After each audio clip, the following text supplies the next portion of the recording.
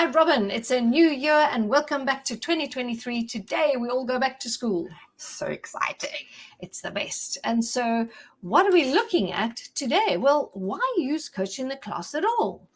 Well, we're very excited because a whole lot of people have decided to buy our material.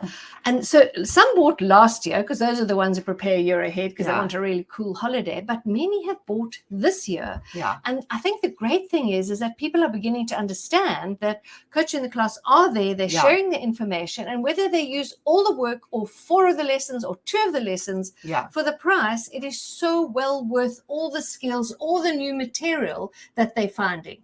And I think also what's happened is that people have had those 2 COVID years where it was crazy. And then last year where we tried to cram everything in to 1 year that we missed out in the previous 2 years. And our teachers are realizing they really want to make the changes and they need help. Absolutely. We're here. And we're here. And we've always been here and we still are here. So it's going to be a great bumper year. So why use Coaching the Class? What are we offering you that's any different? Well, we are Capsulan because we've got to look at the Department of Education. We focus on skills, not content. Absolutely. That's the most important thing are the skills. And of course, active learning, where children aren't just sitting listening, they're involved. And so this discovery learning, where they're actually discovering their own learning, new facts, not just being told, they're discovering. And I think what I saw at the end of last year, I watched one of the maths ATP, I can't even remember what it was called, lectures. And it was quite interesting because they're talking about changing the curriculum, not changing it, but upgrading it to be more skills focused and active learning and discovery learning. So we're at the front. Come with us. It's always been about that, but we just haven't had the time to apply it. And then, of course, COVID smacked us sideways. Yeah, and I think that's going to be their focus for 2024 is that. Awesome. So get on board now. We are ready for that. Besides that, we love open debate. We love the children arguing and expressing their own opinions, various opinions. We do love our EdTech skills, particularly you, Rob. Collaboration, group work, talking, going off, working out stuff together, coming back, presenting, communication to each other. All those 21st century skills. And this is what we focus on, and this is what takes a whole term to write 1 unit of 8 lessons. So what's new? What have we got? And what is it going to look like? All these amazing things. Well, just to give you an example of the latest hot off the press lesson, please tell all the grade 7s that there's the Kingdom of Mali, old Mansa Musa and his Hajj and all of that whole story. But we've taken it from the point of view of evidence. Stunning. So that comes from that grade 4 where we looked at, for the very first time, we looked at the 4 types of evidence, and we've used it in grade 5, we've used it in grade 6, but we're really going to have a deep dive now into we're going to apply it, and we're going to use all those types of evidence and be aware of when it's primary, of when it's secondary, of when it's written, artifact, physical, and it's in your face. And we've specifically chosen those different types of evidence for every single lesson, so that there's a variation. Cool. Excellent. So if you are a grade 7 teacher, go and find this. So starting off, we've got these authentic primary sources. This is an artifact that they found, an equestrian figure, some information on it, and then the questions with who, what, when, why, where. The 5 W's. Yes, where the children now have to look at the source and then work out the history from the source. So that's an amazing skill. That tool is fantastic because, and that's really what all our stuff is teaching kids tools and skills. So how to use the tools. How do you decipher the information? Yeah. And here's the tool, use the who, what, when, why thing. Fantastic. So that's just obviously one of many. In another one, we give some comprehension skills.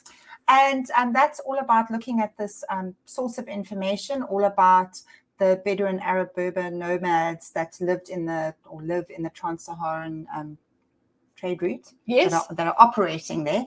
And instead of just having these names, we're actually going to have a look at what they're about and it's a comprehension which you could use as a mark if you wanted to. Okay. Bit of EdTech because we love EdTech. We do. So this is a collaborative tool. I'm sure you've seen it before. Jamboard. It's part of the Google Suite. If you are a Google school, and if not, you can still use it.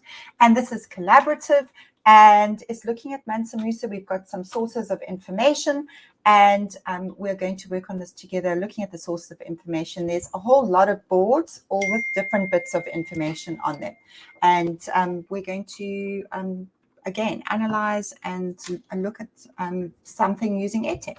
Awesome. Of course, we always offer you a rubric, and this is some cross-curricular work, because as you see, it is a narrative essay on Mansa Musa. Fantastic. So you've watched 2 movies on Mansa Musa. First of all, I think the first one is all about being in Timbuktu and Mali, and then the second one is about his famous Hajj that he goes to Mecca. And using those 2 movies, you now need to do a narrative essay. It can be used for English, and of course, we always give you the rubric. Fantastic. What I really like about this particular activity, and many of our actions about how to teach the lesson, but also the kids. So we've asked the kids to write an essay, but we've actually laid it, we've given them a layout, we've asked them or explain to them what an introduction is, how to make the paragraphs, what the conclusion is, and also how to do a bibliography or a reference. And how to write a narrative essay. So super important. Skills is what we're all about. ZTech, because although we love technology, we have load shedding. We have load shedding, and we have schools who don't have loads of devices. So every single lesson, whilst we prefer you to be using the online website, has these information cards where we've gone to the website, we've captured the information for you, and we've created these little cards which you can use. And of course, again, it's cross-curricular where we've asked you to write a letter, but in this modern world, of course, we're trying to teach kids to also write emails. So you'll find in this pack that there's an option to actually write an email. What's the format? What do you include in an email? What kind of language do you use, etc. So, brilliant. We're doing old school and new school. Because you might want to use it as a mark, because you have to do a formal essay.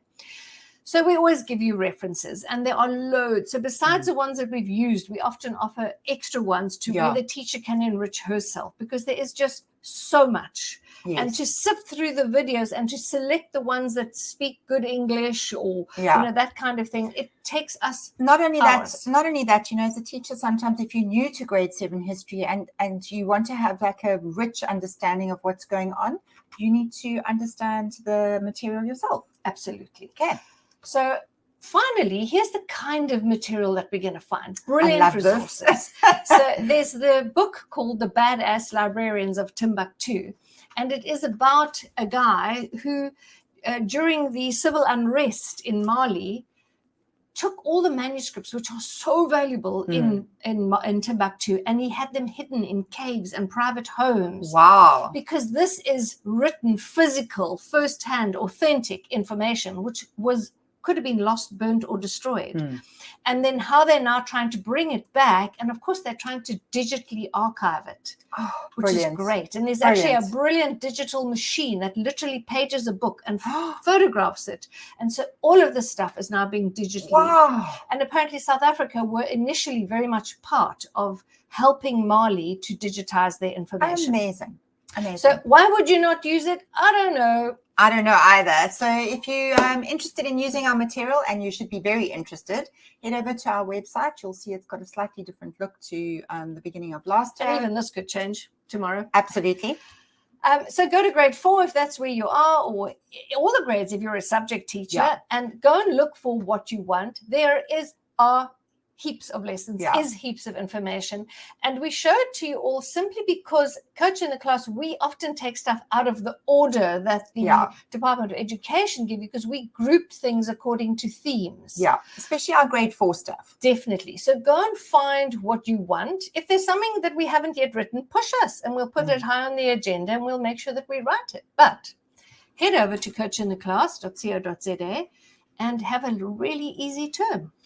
So excited for this term. I'm excited for you guys to have a new start, a fresh year. It's going to be exciting. I'm hoping it's going to be less crazy than last year, but it's going to be fun. With lots of love from Coach in the Class.